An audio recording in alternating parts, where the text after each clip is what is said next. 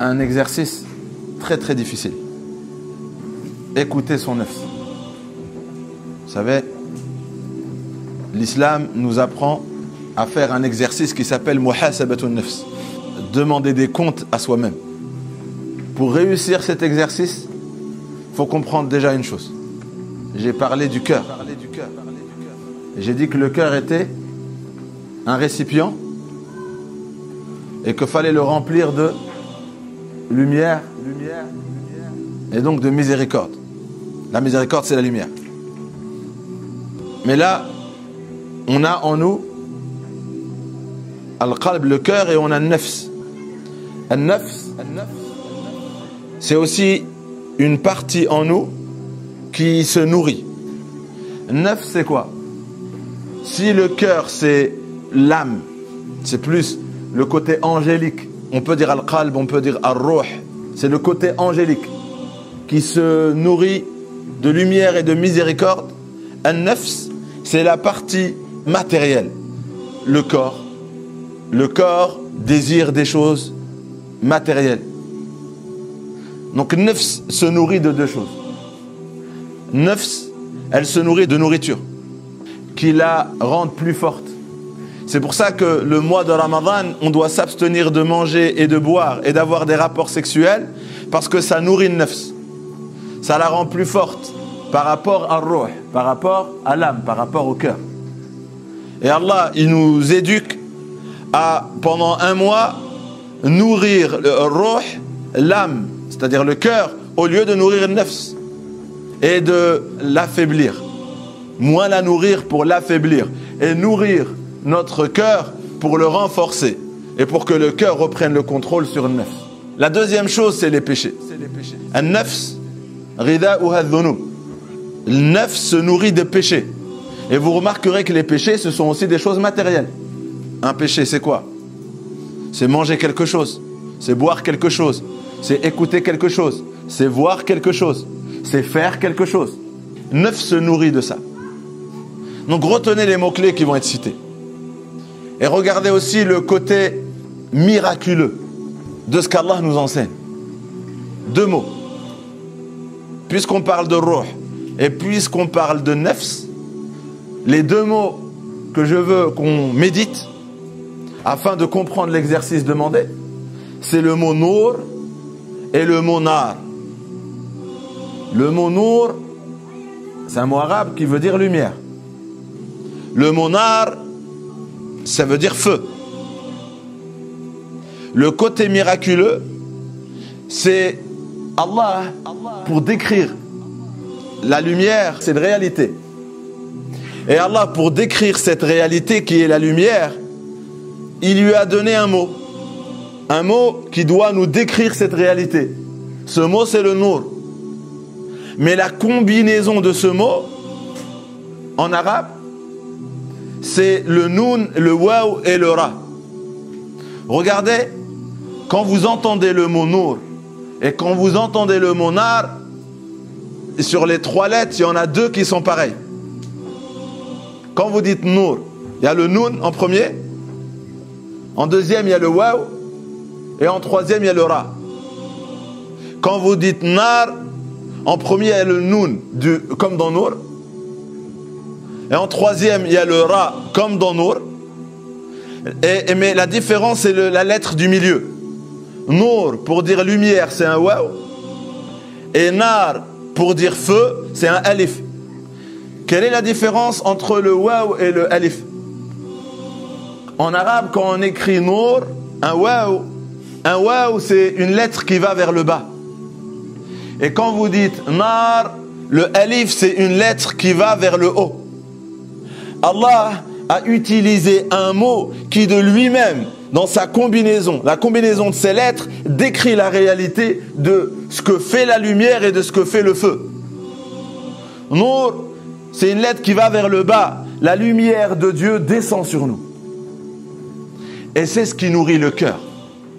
Un cœur qui est touché par cette lumière rend nafs rempli d'humilité et de modestie. Elle reçoit une lumière, elle devient elle-même lumière. C'est-à-dire, elle va vers le bas. Cette personne a de l'humilité, remplie d'humilité, remplie de cette lumière qui va vers le bas et qui te remplit d'humilité vers le bas. Mais si le cœur n'est pas touché par cette lumière, par ce nour, nafs, elle se nourrit de quoi? Se nourrit de quoi? De nar. Les péchés, c'est du feu. En tant que croyant, comprenez-le. Les péchés, c'est du feu. Rappelez-vous le hadith où le prophète sallallahu alayhi wa sallam, il a interdit aux hommes de porter de l'or. Après, il y a un compagnon qui s'est présenté devant le prophète sallallahu alayhi wa sallam avec une bague en or. Et le prophète sallallahu alayhi wa sallam, quand il l'a vu porter une bague en or, il s'est levé vers lui. Il a retiré la bague, il l'a jetée, comme s'il a vu quelque chose. Comme s'il y avait un danger, il l'a pris, il l'a sauvé. Il lui a dit, je ne comprends pas qu'il y en a parmi vous qui persistent à se mettre dans le doigt des braises de feu. Tout péché est du feu. On voit dans le péché des flammes, du feu. Et si tu nourris ton nafs avec des péchés, en réalité, tu la nourris de feu parce que ash-shahwa al-muharrama, quand tu as une envie interdite par Allah, tu désires quelque chose qui est interdit par Allah, on l'appelle nar ash-shahwa. C'est une flamme. Quand tu désires quelque chose, c'est le désir en lui-même, c'est une flamme. Et cette flamme, le feu, dans sa nature, quand on regarde une flamme, qu'est-ce qu'elle fait? Elle est comme le alif de nar. Elle va vers le haut, comme le alif, nar. Elle t'apprend pas l'humilité. Quand elle brûle en toi et t'entend un verset, elle se met au-dessus de la parole de Dieu. Elle n'écoute pas. Elle va vers le haut.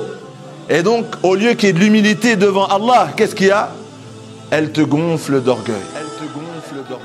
Et c'est ça que fait le feu. Il va vers le haut. Au lieu d'avoir de l'humilité devant le verset et de dire j'obéis, tu négocies. Tu dis pourquoi j'obéis? J'ai envie. Tu mets ta volonté au-dessus de la volonté d'Allah Azza wa Jal. Et c'est comme ça que se nourrit le nafs.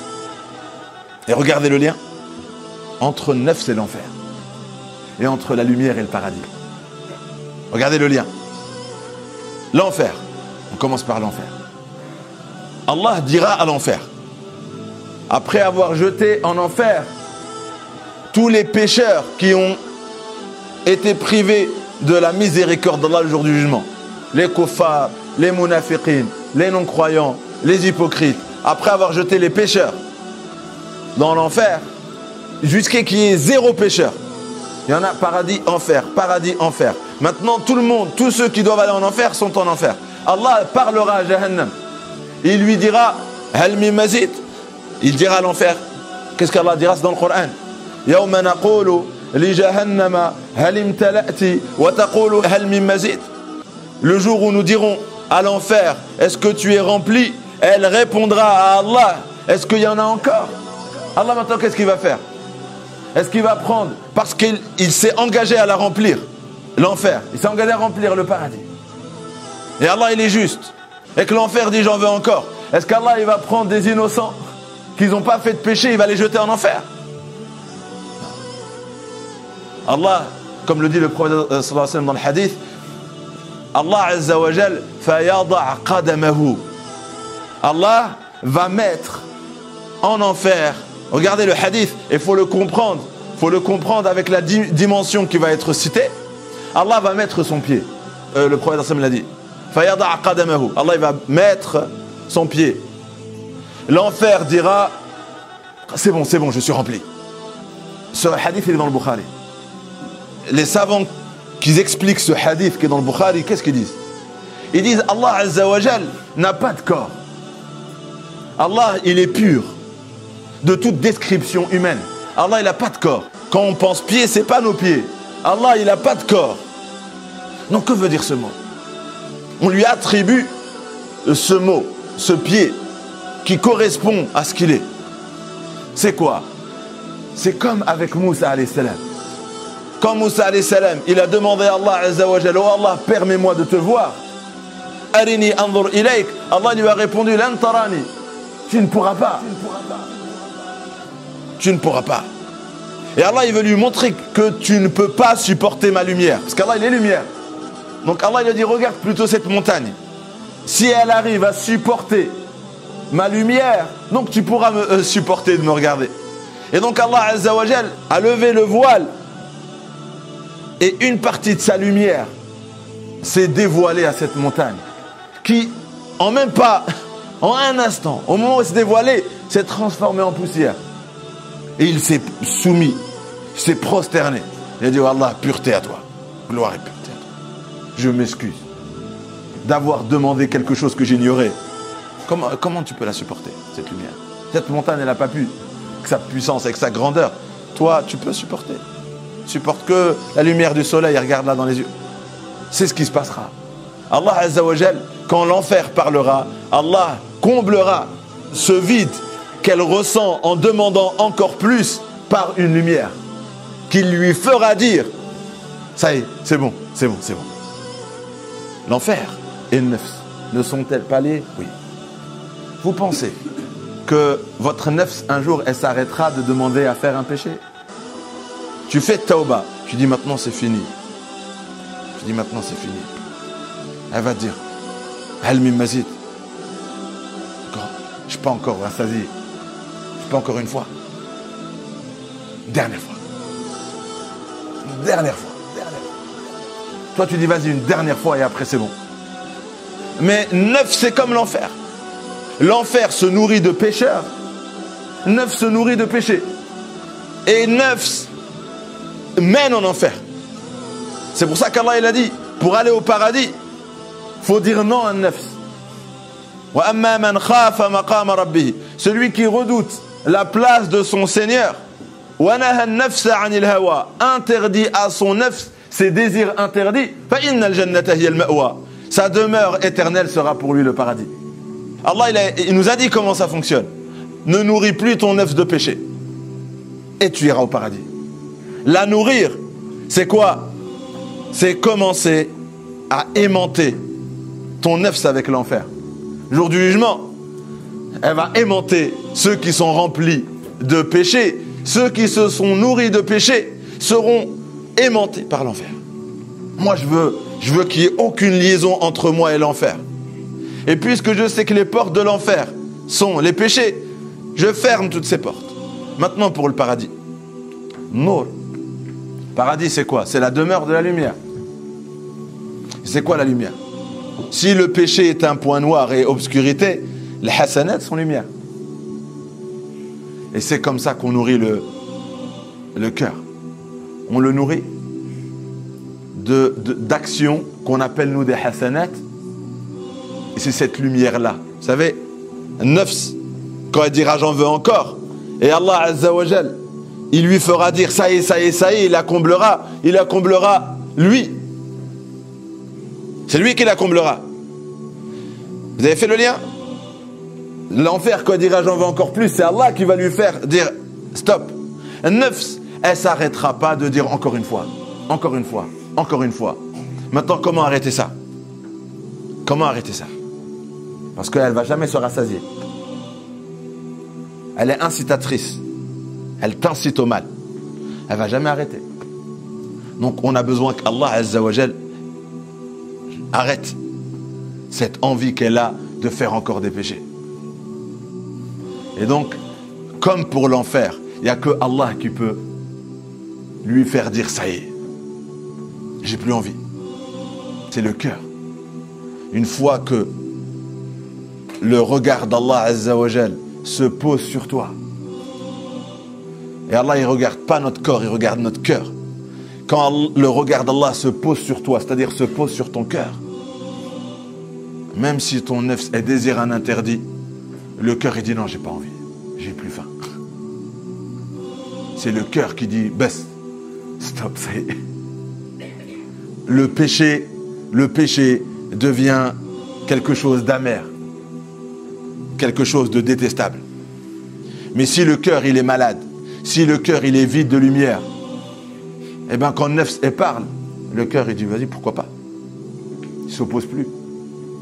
Il n'a pas ce qu'il faut pour la faire taire. Il n'a pas ce qu'il faut pour la rassasier. Et quand il est rempli de lumière, après nefs elle a envie de faire le même péché qu'elle avait fait hier, mais touchée par ce regard de clémence et de miséricorde par Allah Azza wa Jal, cette même personne, elle trouve plus goût. Elle ressent plus l'envie. Parce qu'en vérité, c'est qui a envie? C'est qui valide l'envie de nefs? C'est le cœur. C'est lui le maître. Mais quand il est vide de lumière, il est contrôlé par nefs. Et quand il est rempli de lumière, nefs elle a envie. Et après, une seconde après, le cœur il lui dit non, j'ai pas envie. Et après, elle négocie. Et après, à force, elle est elle-même, elle est apaisée par rapport aux décisions du cœur. Pendant le mois de Ramadan, il y a une lumière qui descend constamment du ciel. Nourrissez votre cœur, remplissez votre cœur de cette lumière. Ça vous permettra de répondre à votre nefs. Quand elle dira encore un péché, ah non. De voir en péché ce feu. De voir le péché comme un signe d'orgueil devant Allah. Il y a sa volonté, il y a ma volonté de lui tenir tête. Non, moi je veux, même si tu veux pas, moi je veux. Même si tu n'aimes pas, moi j'aime bien. D'effacer cet orgueil. Parce qu'on ne pourra pas rentrer au paradis un cœur qui a en lui un atome d'orgueil. La yadkhulul jannah man kana fi qalbihi mithqala dharratin min kibr. Le prophète a dit, ne pourra pas rentrer au paradis celui qui portera dans son cœur ne serait-ce qu'un atome d'orgueil. Pourquoi? Parce que le paradis, c'est fait pour qui? Ceux qui se présentent devant Allah avec un cœur pur, avec un cœur saint. Pas un seul point, pas un seul atome d'orgueil. Qu'Allah nous accorde cette lumière pendant ce mois béni. Demandons-la dans nos prières, demandons-la dans nos du'as, demandons-la pour toute notre Ummah. Qu'Allah Azza wa Jal nous regarde avec cette lumière. Nous regarder, c'est nous donner cette lumière. Et ça nous permettra, Inch'Allah, de ressentir cette force qui nous permettra de toujours dire non. À chaque fois que notre nefs voudra se nourrir d'un péché de plus, on sera toujours là à lui dire non. J'ai plus envie. Alhamdulillah.